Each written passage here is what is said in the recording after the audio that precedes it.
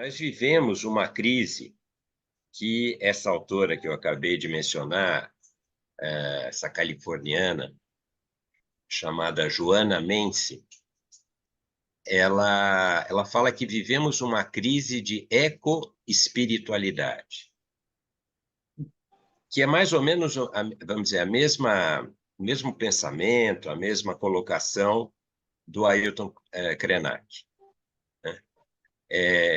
Nós nos separamos de tudo, nós somos oriundos de um Éden, né? Vou usar aqui uma imagem que consta do livro do Gênesis, né? do Evangelho, em que nós convivíamos no Éden, né? E daí Eva, inspirada pela serpente essa que é um símbolo da Kundalini, né? Então, a Kundalini que estava enrodilhada no sacro, no osso sacro, ascendeu pela coluna e foi até o cérebro, né?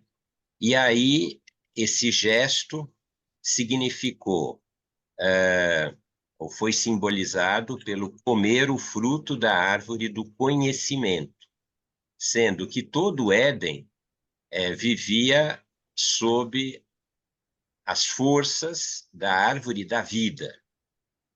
E se a gente for ver, estamos vivendo uma severa crise de vitalidade no planeta, né? A começar pela própria instituição médica convencional, que é uma instituição que desconsidera a vitalidade, ela é exclusivamente biomolecular, né? E nós, seres humanos, somos constituídos de uma dimensão física, fundamentalmente biomolecular, uma dimensão metabólica, né, que já é não local, né, é fluídica, porém não local. O sangue, a linfa, o líquor circulam no corpo todo. Uma dimensão vital que é não local e não física, né, não tem um medidor, um vitalômetro para medir a vitalidade. A dimensão mental, que é não física, não local e muito mais volátil, né? O assim chamado nas tradições de corpo astral, ele é muito mais volátil, ele é muito mais dinâmico, e a dimensão espiritual, que é o lugar onde todos nós nos encontramos, né? Hoje, esse lugar que nas tradições recebeu vários nomes, como Éden, Paraíso, Shambhala, Nirvana, talvez até Valhalla, por que não, e assim por diante. Só agora, em 2012, essa dimensão foi denominada e foi evidenciada num projeto extremamente audacioso da ciência contemporânea, que foi evidenciar a partícula do paraíso, né, que é o bóson de Higgs. Higgs foi o filósofo e físico, matemático, que demonstrou matematicamente que existia uma partícula fora do binômio matéria-energia, né? Binômio esse vastamente estudado por Einstein, que até desenvolveu a famosa equação E, né, de energia, igual a m de matéria, c ao quadrado, né, c uma constante, e onde ele, então, afirma, né, que matéria e energia são a mesma coisa em estados diferentes. E daí o Higgs, em 1962, demonstra que existe uma outra instância, que ele chamou de bóson, por isso que recebe o nome de bóson de Higgs, que ficou como uma teoria durante muitos anos, até 2012, quando, por meio de um acelerador de partículas gigantesco, que fica embaixo de 3 países na Europa, foi possível evidenciar a existência dessa partícula, que é uma partícula luminosa, que, ao que tudo indica, era a composição, né, digamos assim, do corpo ressuscitado de Cristo. É uma matéria luminosa. Né? Não faz parte da matéria emitir luz. Matéria absorve. O extremo da matéria é o buraco negro, que tudo absorve. Né? Então, é uma outra dimensão da realidade e essas partículas, esses tijolinhos, formam o que a gente poderia, né, fazer uma imagem, a maquete do mundo perfeito.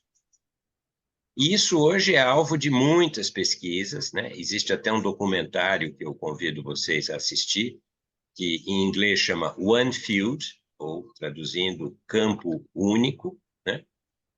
E que demonstra que realmente estamos todos conectados, todos ligados. E a doença é uma evidência dessa desconexão.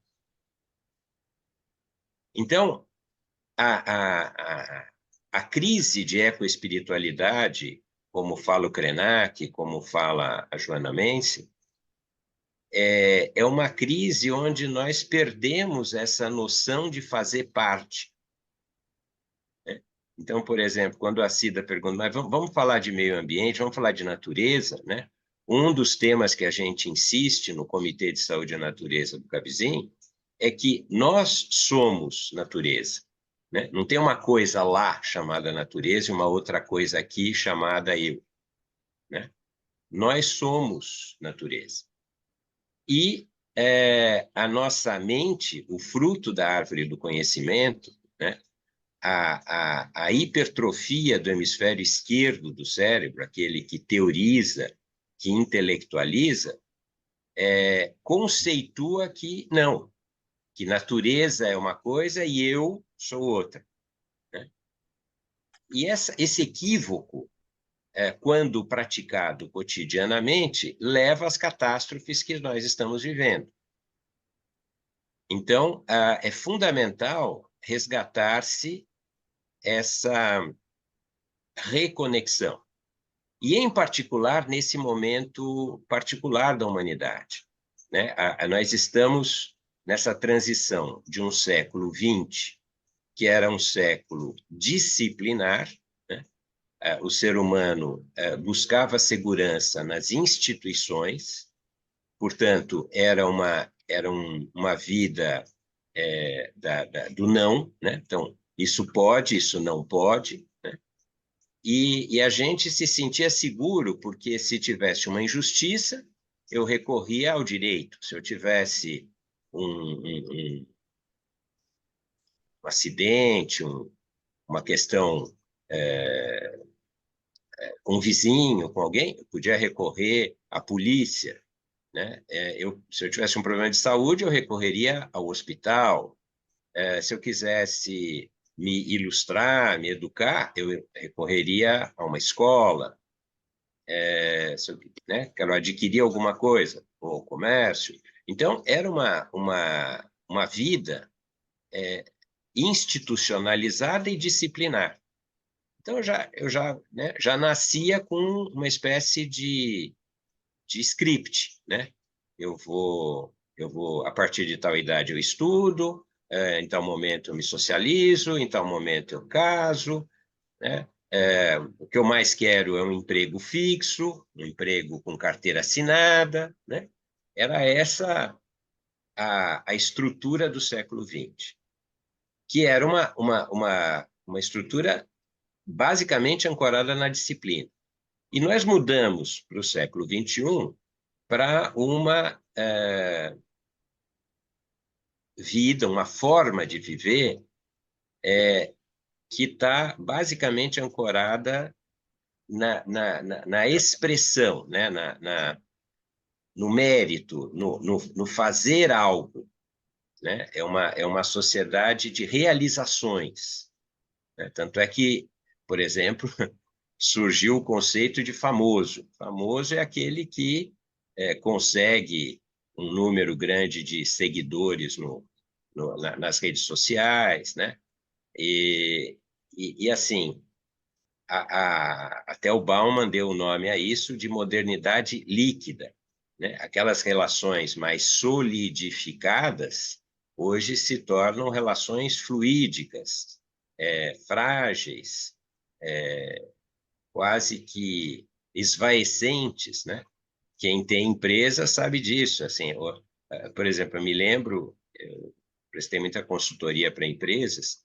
Empresas japonesas falavam que o colaborador de 10 anos era novo na empresa, né? E hoje você ter um colaborador com mais de 2, 3 anos já é um milagre, né? Porque as pessoas tendem a a fluir, né? A ir de um lugar para outro. A insatisfação é muito grande. E essa insatisfação, se no século XX a gente sofria de epidemias, né? A questão foi essa progressiva, aspas, invasão, né, dos seres, porque lá na Idade Média, o jeito de se defender era fazendo muralhas que mantinham as feras lá fora, os lobos, etc., né? Com o passar do tempo, surgiu o efeito dos micróbios, né? Que a muralha não faz diferença para o micróbio. Mas a predominância das questões de saúde coletiva estavam relacionadas a doenças contagiosas, a doenças do estilo de vida, da higiene, etc.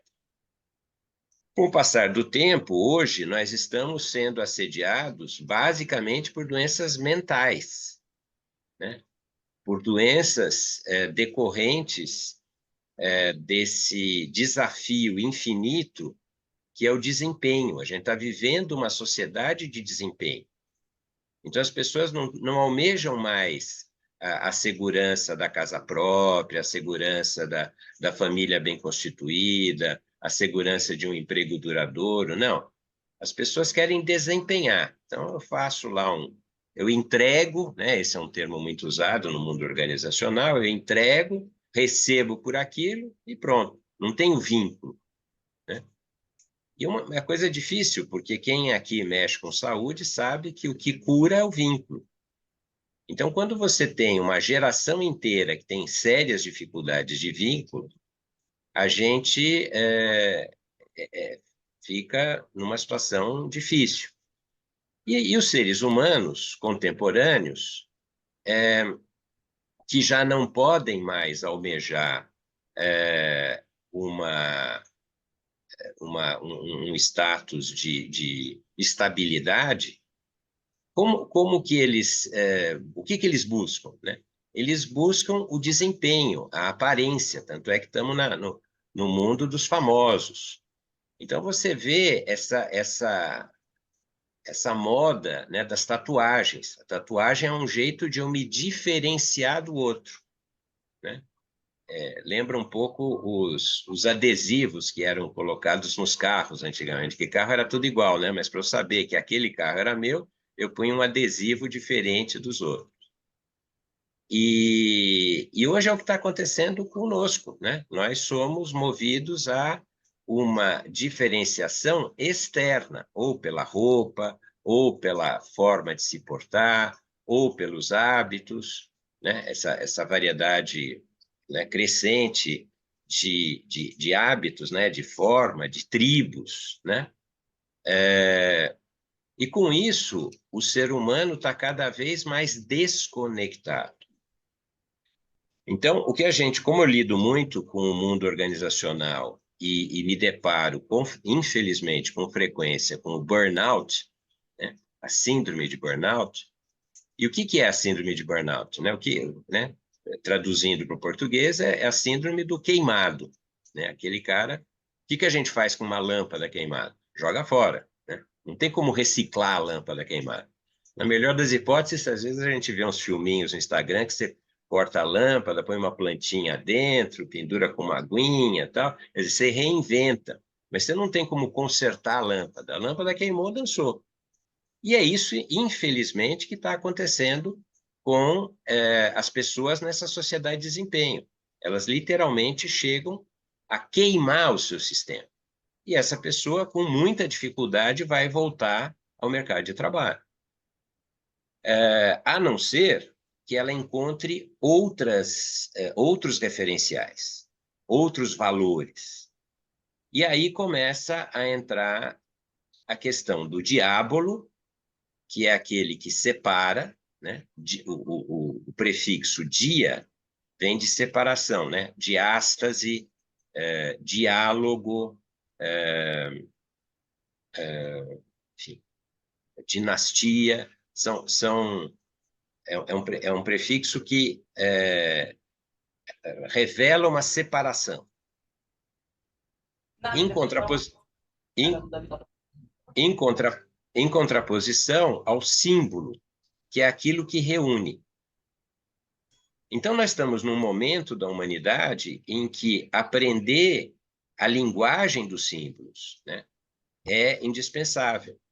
Aprender a simbologia, né? E a gente vem trabalhando com isso, na verdade, isso já existe desde a Grécia Antiga, né? Um dos maiores centros de cura do mundo, de 700, mais ou menos, antes de Cristo, era Epidauros. Tinham dois grandes centros de cura nessa época no planeta, né? Epidauros na Grécia e Heliópolis, no Egito. E em Epidauros, o que se fazia? O indivíduo era convidado a tomar um banho, né? Então a importância do elemento água como um flexibilizador das rigidezes, né? Das cristalizações. Nós sofremos daquilo que cristaliza, né? Tanto é que a sociedade do desempenho sofre de cristalizações, né? De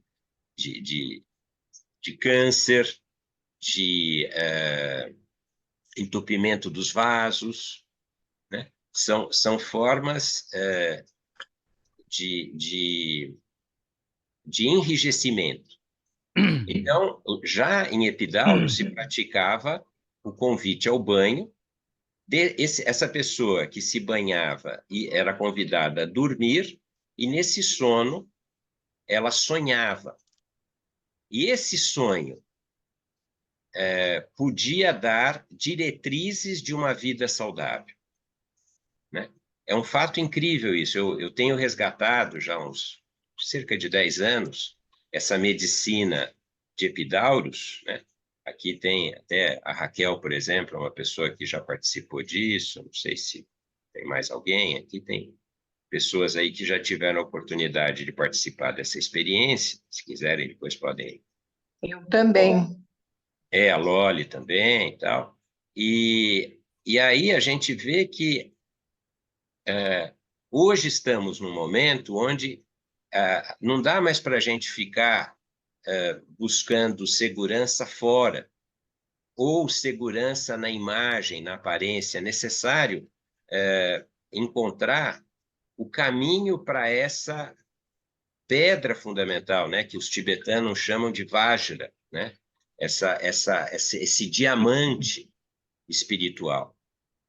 E o caminho para esse diamante se dá basicamente através do hemisfério direito do cérebro, da capacidade de contemplar, né, da ciência fenomenológica.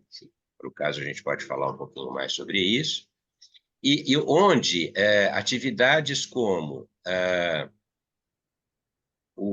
a meditação e a observação fenomenológica dos sonhos tem um papel fundamental. E aí que entra a noção de símbolo, né? O nosso inconsciente se manifesta, se expressa por meio de símbolos. E, frequentemente, o que a gente faz com um sonho? Joga fora, porque a gente não sabe sonhês. Então, é fundamental aprendermos sonhês, né? Aprendermos a ouvir o que a nossa sabedoria interior tem a nos contar para dirigir a nossa vida e, com isso, a gente resgatar por meio desse contato com o próprio espírito, o contato com esse campo único que eu me referi agora há pouco. Então, dando um exemplo prático, né, os gestores, os executivos que aprendem a meditar e passam a praticar a meditação diariamente, né, de preferência 2 vezes ao dia, ao acordar e no fim da tarde, eles concebem projetos naturalmente sustentáveis, né, que nascem desse lugar, nascem desse campo de Higgs, como a ciência moderna o chama.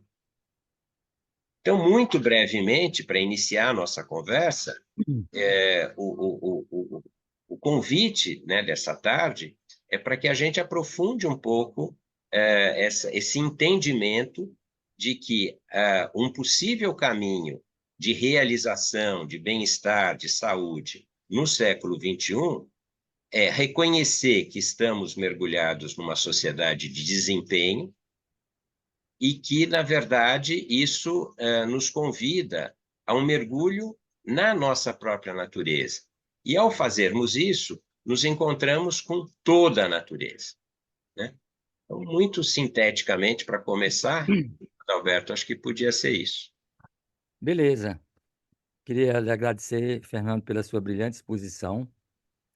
E agora nós vamos começar um pouco o diálogo. Quem quiser fazer alguma pergunta, eu queria que você fizesse um comentário trazendo para a nossa realidade de hoje, onde você ficou muito claro falando que o símbolo é aquilo que conecta com o universal, faz Sim, as conexões, que me faz sentir pertencente, que me dá direção.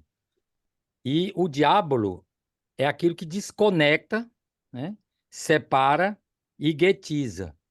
Então, isso. a nível mundial, hoje com essa questão dos extremismos, das fake news e da cultura do ódio, me parece então que seria coisas diabolicamente preparadas para nos dividir. Com qual sentido? Se você pudesse aprofundar um pouquinho essa questão. Enfim, é difícil dizer isso, mas há um interesse nisso, né? Há um interesse nessa divisão, né? E aí só a pessoa, o termo que outrora se chamava de iniciado, iluminado, né? Somos cada um de nós, quer dizer, aqueles que se dão conta desse fenômeno e exatamente por tomarem consciência desse fenômeno são capazes de lidar cotidianamente com isso, por meio da sua higiene meditativa, por meio da atenção aos sonhos, por meio do resgate do respeito a tudo e todos, né? Hoje, um grande movimento que a gente está envolvido é de reencontrar a água na sua inteireza, né? Porque a água foi sendo tão desmerecida que hoje é um mero recurso, né? Hoje a gente está num trabalho bem próximo aí, até não sei se a Renata está conosco aqui, ela falou que talvez entrasse, não sei se ela conseguiu, mas a gente está tentando, junto à Agência Nacional de Águas, trazer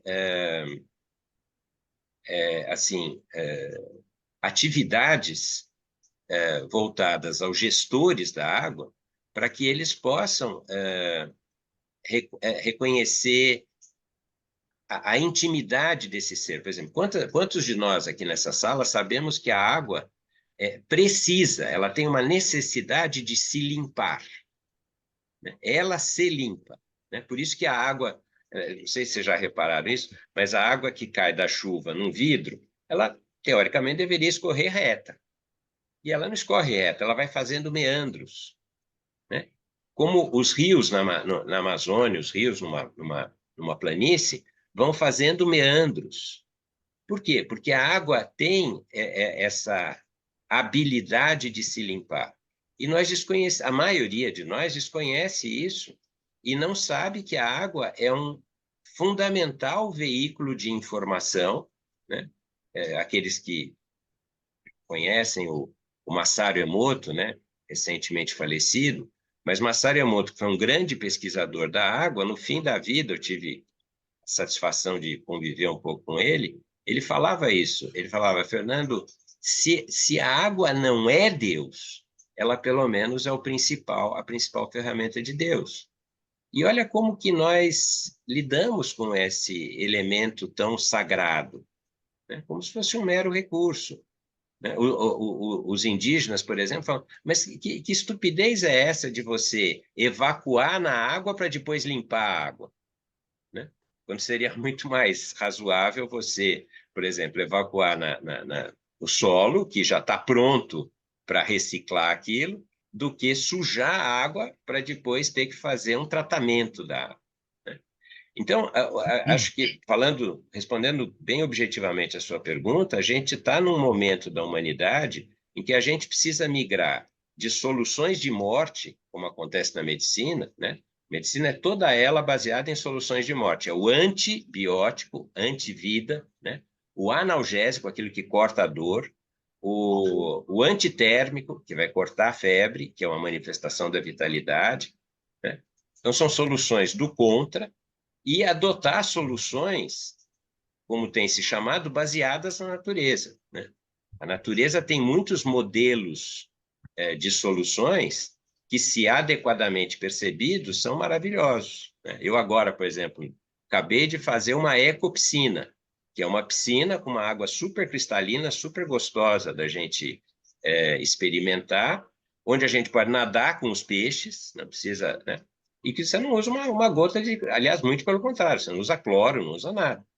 Você só mantém a água limpa com os recursos da natureza. Você ajuda a natureza a te ajudar. Então, você faz filtros biológicos associados a filtros de raízes de plantas, né? Então, eu entendo, Adalberto, que assim, faz... E onde vem isso? Onde a gente, por exemplo, onde eu intuí essas coisas? Meditando, né? Então, quando a gente medita, a gente mergulha nessas soluções baseadas na natureza e direciona a nossa vida para gestos, para ações cooperantes, né? Beleza. É um Tem a pouco isso. Lígia, que tem uma pergunta, e a Raquel. Lígia, pode ligar seu É, microfone. boa tarde. Eu não sei se eu vou saber expressar a minha dúvida, Por mas assim, eu favor. entendo que nós temos muitas dimensões. E eu tenho uma dúvida sobre a necessidade da gente entender o sonho. Porque o que é que eu observo em mim? Eu tenho sonho, parece que algo no inconsciente se equilibra, se cura, se harmoniza, e ele é expresso por símbolos. Será que eu cognitivamente vou entender esse símbolo? Eu queria que você comentasse, doutor Fernando, um pouquinho sobre isso, essa necessidade de entender esse símbolo, ou se por si isso pode se ajustar dentro do meu sistema, ou do nosso sistema. Desculpa, eu não vi seu nome. É Lídia? Lígia, Lígia, com Lígia. G. Lígia, muito obrigado. A pergunta é excelente. E olha, veja, você tem razão. O simples fato de sonhar já é em si um gesto, uma forma que o nosso corpo tem de se restabelecer. Aliás, eu tive um mestre que falava: nunca tome uma decisão antes de uma boa noite de sono, né? Então, é fato isso que você está falando. Agora, se a gente, como tudo na vida, né? Quer dizer, se eu começo a me aproximar, por exemplo, de algumas plantas, eu vou me familiarizando com elas. Se eu me aproximo de alguns animais, também. Os sonhos, mesma coisa. Quanto mais eu interagir com os sonhos, mais profunda será a minha possibilidade com ele, né? Então, no nosso trabalho, nesse trabalho com o modelo de Epidaurus, quando a gente trabalha o sonho, um dos recursos, porque era isso que se fazia em Epidaurus, né? Depois que a pessoa sonhava, ela ia para o teatro, né? Porque naquela época não tinha psicologia, né? Então ela ia para o teatro reconhecer arquétipos que podiam estar presentes no sonho dela e que apareciam no drama, né, que era apresentado no teatro, né? Imagine, para a gente ter uma noção da dimensão disso, Epidauros tem um anfiteatro para 17 mil pessoas. Imagine um anfiteatro para 17 mil pessoas numa população mundial de 700 a.C., né? Então, você dá a oportunidade de um sonho se manifestar por meio de representações, muitas vezes nos leva a questões sistêmicas que podem ser resolvidas pelas leis das constelações, ou a questões psíquicas, projetivas, que podem ser resolvidas pelos recursos do psicodrama. Então, eu entendo o que você está falando, concordo, você tem razão, o sonho por si só já é um recurso de harmonização que a sabedoria do nosso corpo já promove, mas a gente pode ir além, e é esse o convite, né? Você me permite, Fernando, respondendo Pois não. a Lígia, É. os sonhos, como os sintomas, são mensagens do nosso não consciente, que se eu não decodificar, não vai servir para muita coisa. Que se são mensagens, se eu entendo que um sintoma e um sonho é uma mensagem do inconsciente, e nós sabemos, o Fernando explicitou bem, que o nosso inconsciente se comunica através dos símbolos, né? E quando esta informação que vem no sonho, no próprio sintoma do corpo, se eu não transformar ele em consciência, em entendimento, não há crescimento possível. A gente fica naquela repetição. Então, é muito importante. É tanto que tem pessoas que não gostam ou não sabem decodificar, mas tem pessoas que são muito boas na decodificação. E você, uma vez tendo acesso, vai lhe ajudar a tomar clareza de uma informação que você talvez esteja precisando. Rachel?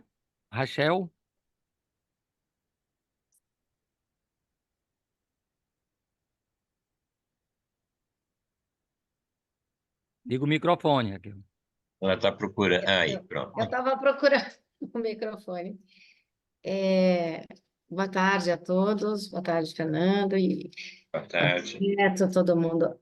É muito interessante estar participando aqui desse encontro. Duas coisas. A primeira é que ficou assim, eu fiquei com uma vontade de responder uma pergunta que você fez para o Fernando, em relação à divisão, né, sobre diábulo e símbolo. E assim, automaticamente na minha cabeça veio uma questão: tudo que eu divido eu enfraqueço, aquilo que eu unifico eu fortaleço. Então, se eu quero enfraquecer alguém ou alguma coisa, eu vou procurar cortar, dividir, né? Então, essa foi a coisa que me veio na cabeça. Então, como a gente tem um certo controle, é controlado por mídias e etc., às vezes pode existir uma intenção por trás disso e a gente perde aí essa unificação, que a gente pode reconectar. Uma das técnicas como essa que o Fernando colocou, por exemplo, de a meditação ao acordar, ao final do dia, se não puder, enfim. E a outra questão essa dos sonhos, eu já participei com o Fernando num trabalho desse em Águas de Lindóia, e foi interessante. Inclusive eu levei minha filha, que é jovem, para participar disso. Foi super, ela foi bem, interagiu bem, mas eu sei que tem outras técnicas, inclusive indígenas, né? Essa questão do sonho, eu recentemente terminei a pós-graduação de cuidados integrativos no Hospital Sírio-Libanês, e nós tivemos uma aula com um pessoal que tem eu me esqueci qual é o grupo indígena, acho que é no Pará, mas que eles, inclusive, eles não falam bom dia, eles falam, o que que você sonhou hoje nessa tribo? E através é um trabalho muito parecido, embora o Fernando está falando de Epidauros, então esse conceito que ele traz é muito parecido que essa tribo indígena faz. É muito curioso isso, né? Uhum. Beleza. Terezinha, vamos deixar logo as pessoas falar, depois você, no final, faz uma síntese, Fernando. Tá bom. Terezinha Magalhães. Terezinha, você precisa ativar o seu som.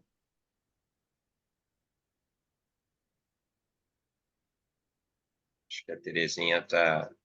Microfone, Terezinha. Não sei se é a mãozinha pedindo socorro para poder entrar. Acho que não. Vamos ver se tiver mais alguém. Depois, na hora que a Terezinha conseguir se conectar. Mais alguma pergunta ou comentário? Não sei, não está dando para a gente ter contato com ela, né? Pode ser que ela...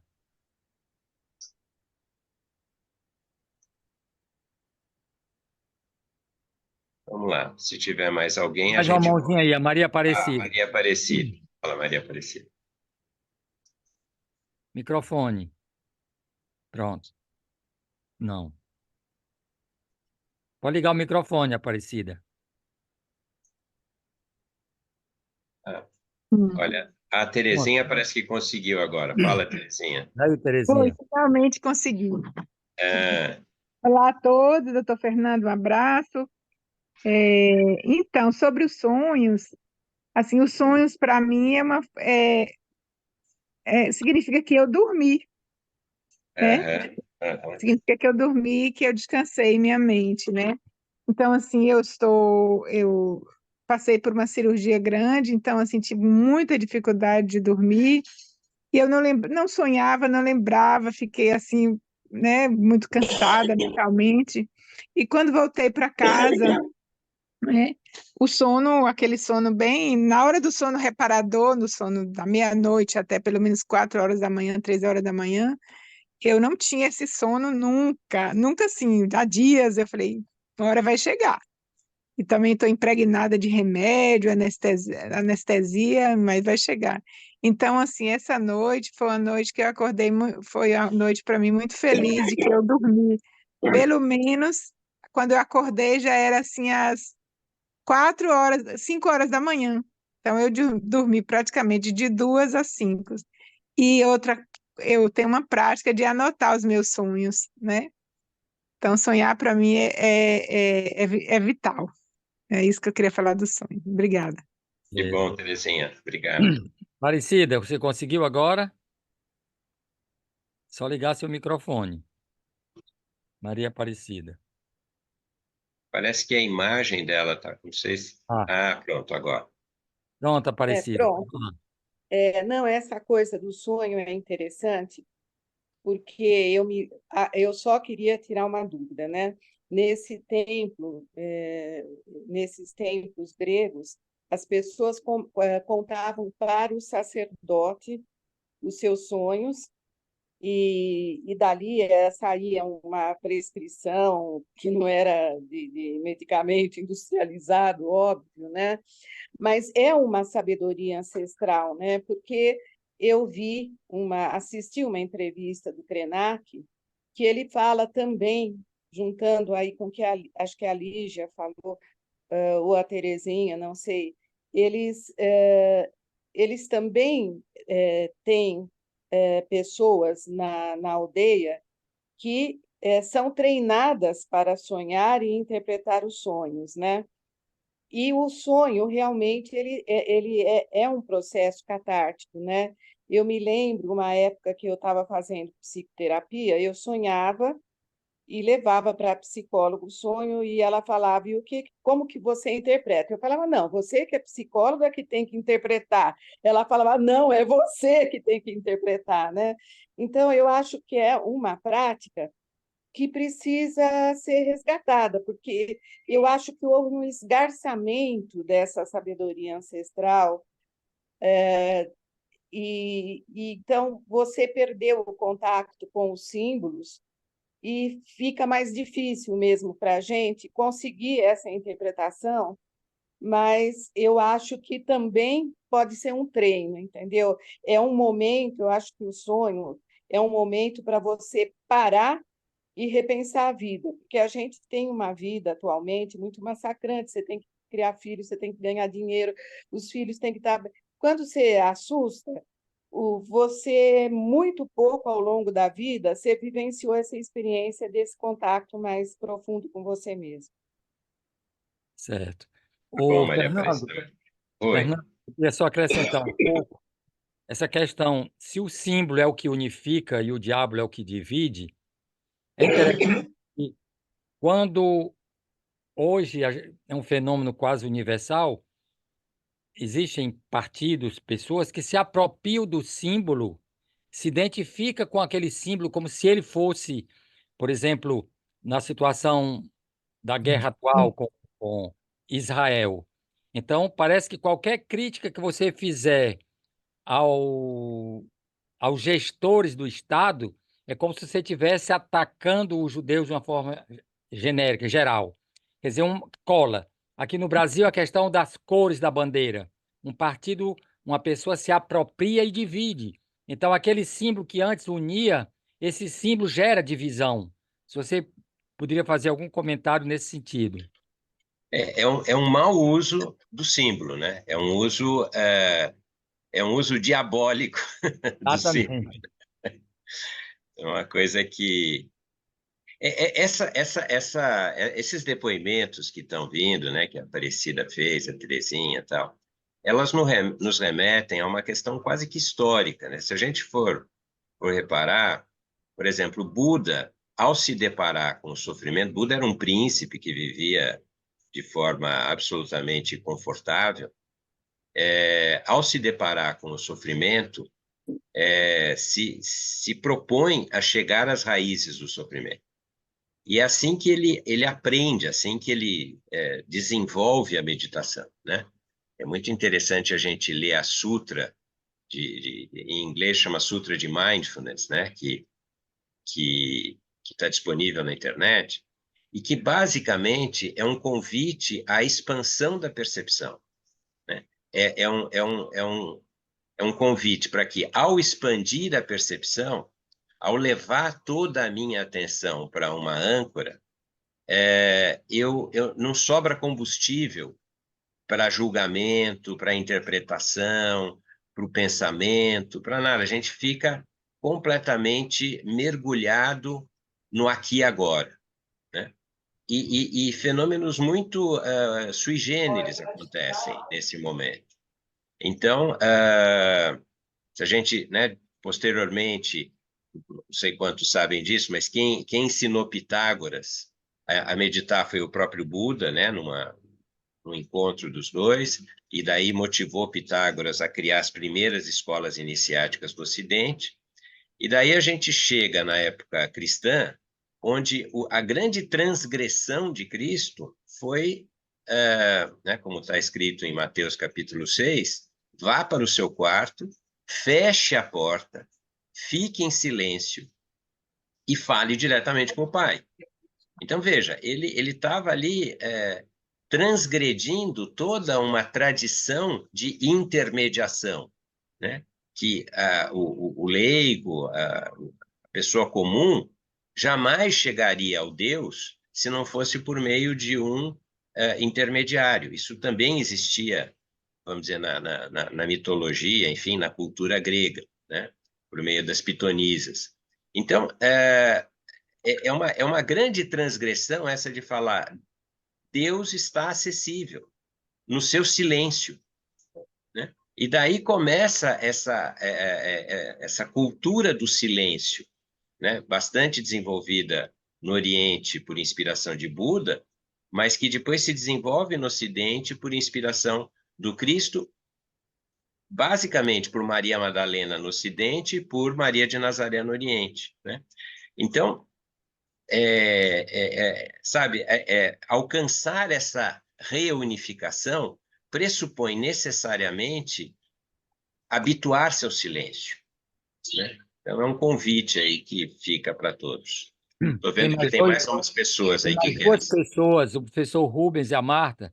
Cada um de vocês falam, faz a pergunta, aí você, Fernando, responde no pacote, que nós já estamos quase chegando no nosso horário.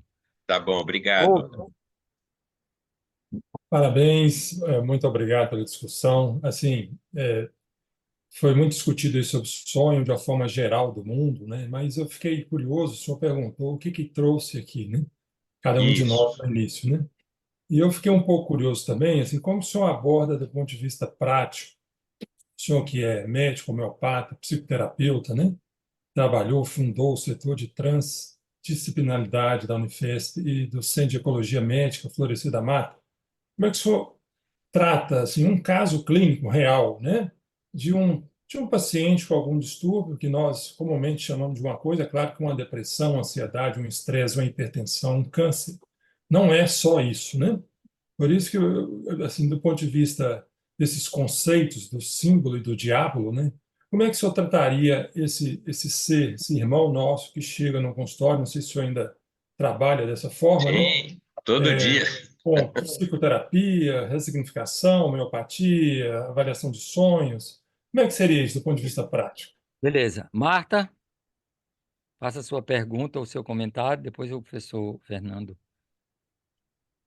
Sempre bom te ouvir, doutor Fernando e todos. Eu fiz um link entre aumentar a nossa percepção através da meditação, mas também acho que a gente pode simbolicamente ver Deus e Higgs na natureza. Nossas cidades e nós que vivemos em essas megalópolis estamos completamente afastados das plantas, do ar puro, do rio e dos animais. E, na minha opinião, não sei se a contemplação com o silêncio, a simples observação das coisas que os homens não fizemos, nos mostram um caminho para dentro, para o diamante, que pode ser chamado de campo de Higgs ou Espírito Santo. Acho que pode ser por aí, não? Sim, sim. Com certeza, Marta. Tanto é que a gente, né, no Centro de Ecologia Médica, a gente tem essa proposta de um co-housing, né, uma vida, uma habitação no meio da floresta. Hoje já se sabe, né, graças às pesquisas japonesas sobre banho de floresta, que apenas 3 dias na floresta aumenta em 40% o número de células natural killer. Então, isso que você está falando, Marta, super adequado. Quer dizer, quanto mais a gente pudesse refugiar na natureza intacta, melhor, não há dúvida nenhuma. Muito importante isso. E voltando aí para a questão do Rubens, muito, muito importante essa questão, Rubens, foi por isso que a gente... vou fazer um breve histórico. Quando eu fui estudar fora, enfim, fiz várias coisas na Dinamarca, em outros lugares, e daí um dia, voltando para São Paulo, eu fui convidado pelo então reitor da universidade, da Unifesp, para introduzir a homeopatia na Universidade Federal, que era uma determinação do MEC. E acabei me encontrando no recém-criado, na época, setor de geriatria e gerontologia. Isso porque o aumento da longevidade desafiou o modelo convencional da medicina, né? Medicina convencional talvez funcione quando você tem uma doença. Quando você soma diagnósticos e soma tratamentos, ela fica tóxica, né? Então, trazer a homeopatia para o mundo da geriatria e da gerontologia na Unifesp foi muito bem-vindo. E a partir dali, havia um estudo com 3.000 idosos, inicialmente 1.700, e depois foi ampliando até 3.000, no bairro da Vila Clementino, onde a gente acompanhava o envelhecimento dessas pessoas. E daí o modelo biomolecular, biomecânico, não dava conta de processar tudo que a gente observava nesses 3.000 idosos. E foi isso que me motivou a, conversando com Amit Goswami, que é um amigo pessoal, receber dele o modelo multidimensional de homem, com aquelas dimensões que eu mencionei agora há pouco, dimensão física, metabólica, vital, mental e supramental, e aplicar isso. Só que a aplicação disso não condiz com o paradigma convencional. A gente precisa de um outro paradigma, e a gente adotou, então, a atitude transdisciplinar, que parte do pressuposto da complexidade, então tudo é complexo, essa complexidade se dá em níveis de realidade, e há um modelo operacional entre esses níveis, há uma hierarquia que rege essas várias dimensões. E é isso que a gente adota na clínica, né? Então, por exemplo, para tratar uma hipertensão arterial, numa equipe transdisciplinar, a ênfase está em reativar a conexão da mente pré-ocupada, porque todo hipertenso vive no futuro, né? Inclusive anterioriza a sua postura física. Então, a gente tem como primeiro passo reconectar esse indivíduo com a sua dimensão espiritual, para que a sua mente pare de ficar à deriva, né? Ela possa ter a guiança espiritual. E daí o que acontece é uma cascata, né? Essa mente reconectada com o espírito, retoma uma respiração rítmica em 4 fases, né? Inspiração, pausa, expiração, pausa. Isso possibilita o sono reparador. Com o sono reparador, há um reparo no metabolismo. Então, portanto, a homocisteína que estava acumulada é metabolizada, e com isso desaparece o terreno metabólico que possibilita a doença cardiovascular, em particular a hipertensão arterial. Por isso que existem vários estudos mostrando que a pessoa que medita deixa de ser hipertensa. Ok, obrigado, Fernando. Só para lembrar, quem chegou atrasado não pôde participar, essas palestras, esses debates estão sendo gravados, vocês podem depois ter acesso pelo site do comitê e do CAPCIM. Então, eu queria lhe agradecer, foi excelente nessa Obrigado, Adalberto. Muito discussão. obrigado. Próximo mês estaremos novamente aqui, já dando continuidade a essa temática. Se vocês quiserem sugerir algum tema, eu acho que merecia um dia uma reflexão só sobre os sonhos. Pareceu muita Seria muito coisa legal. hoje. Um dia tem um sonho. Então, se alguém conhece alguém que trabalha com sonhos, pode indicar para a gente e a gente vai entrar em contato. Então, muito obrigado. É o doutor Fernando. Maravilhosa. Muito obrigado a todos vocês, né, por estarem aqui. E fica um convite. Em junho, nós vamos ter um programa termal lá em Águas de Lindóia. Então, quem tiver vontade de experimentar essa técnica de olhar para o próprio sonho, temos essa possibilidade. E todo mês, no último sábado de cada mês, a gente tem também um encontro com essa finalidade de trabalhar sonhos. Então, Beleza. fico à disposição. É só entrar em contato conosco que terei muito prazer em aprofundar isso. Adalberto, muito obrigado, viu? Do fundo do coração, viu? Nós que agradecemos. Nós que agradecemos. Maravilhoso. Nós aqui. Obrigado. E muito obrigada.